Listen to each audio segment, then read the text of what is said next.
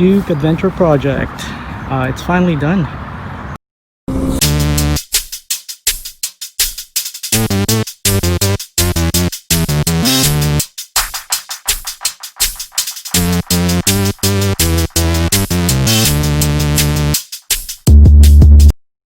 We finally got the tires on. Had some problems with the rear tire making contact with the swing arm. It was just too big, and I had to either get a longer chain or get a smaller front sprocket, which I did. So as you can see, this is no ordinary 390 Duke. It is now a mini ADV Duke. Started on this project over the winter, even before they released the 390 Adventure. So I've had this in my mind for a long time. It will be my gateway to riding off-road. The bike is extremely light. The suspension travel is pretty decent for a street bike at around 6 inches traveled front and back. So I'm a lightweight rider. I don't think I can bottom those shocks and forks out, but we shall see. It is really more of a scrambler rather than a dirt bike. It feels like a dirt bike. So let's just go around the bike and show you what I've done. You'll notice right away, obviously, the knobby tires makes the bike look pretty badass and dangerous. You'll see the crash bars and the skid plate. We'll go around the bike. So I went down one tooth to the front, so it's now a 14 tooth, which actually makes up for the larger diameter tire in the back now. So I got my Speedo back to as close as it was stock. We've got the rear top rack. We've got the crash bars here and skid plate, which is quite beefy actually, right out of Amazon. Something you'll notice, this high fender, I actually made this because the stock fender no longer clears the knobby tires. So made one, and my opinion looks way better anyways. You got handguards, which is actually quite strong. It's not just for wind protection, but also for branches and whatever else I could hit off-road. Managed to retain the stock bar end weight,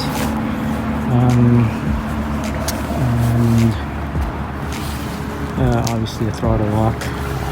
Okay with that. Levers, way better levers than stock. And you'll see as well, I put a rocks riser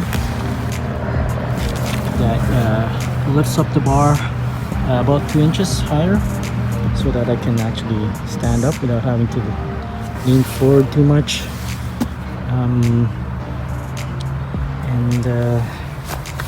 What else do we have? Well, the most obvious thing is the windscreen.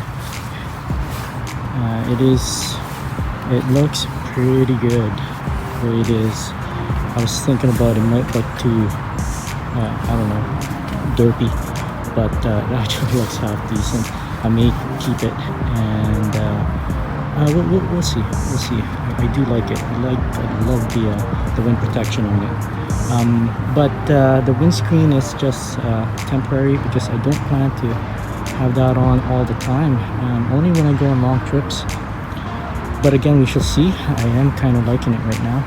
I guess that is all. That is it. We are ready to go.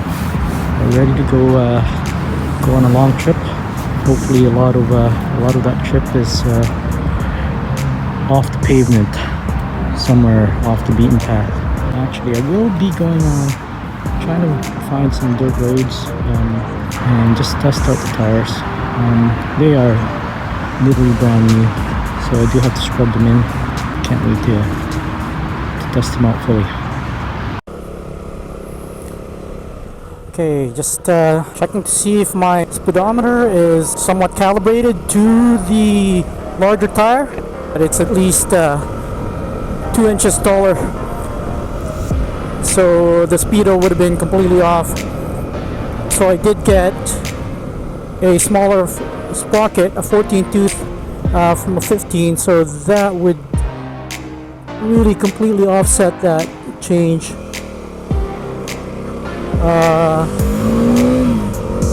And I wouldn't have lost any acceleration.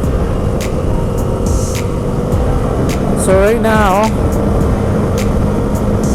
my Speedo actually says 77, 78, and the GPS does actually say 77.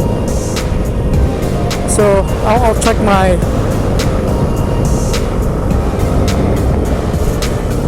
my footage afterwards,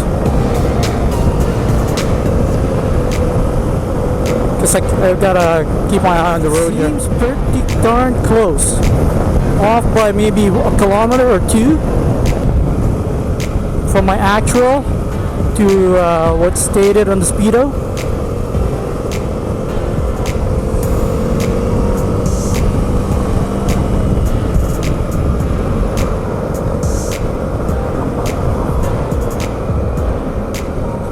Hopefully I can pick that up. I'm not sure what the angle is of the camera, so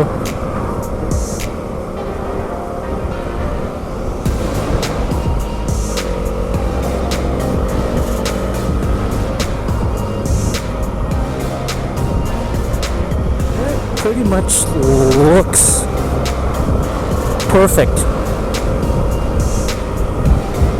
So yeah, that is the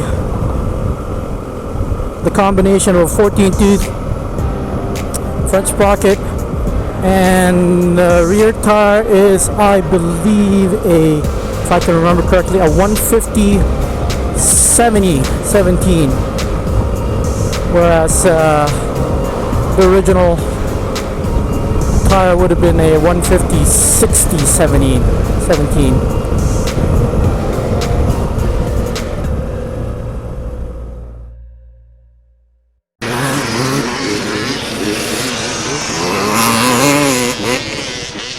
Oh, I'm intimidated now.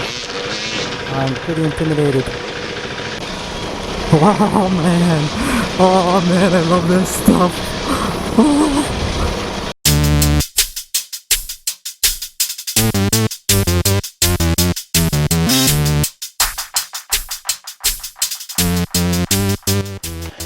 So if you want to follow along, come check out the next video and see how I turn this little baby Duke 390 into a mini adventure bike. Comment below and let me know what you want to see in this series. Don't forget to like and subscribe if you haven't already, and I'll see you in the next video.